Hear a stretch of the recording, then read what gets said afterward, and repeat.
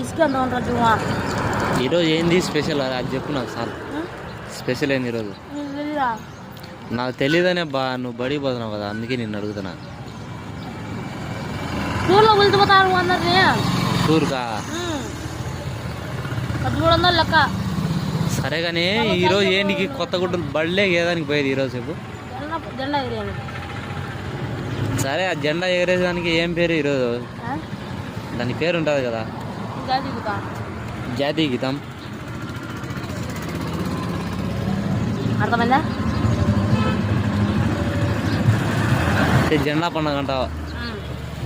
ఊరికి చాకరేట్లు వాళ్ళు ఇచ్చే దెంగి తిని పోతున్నావు అయితే. ఏది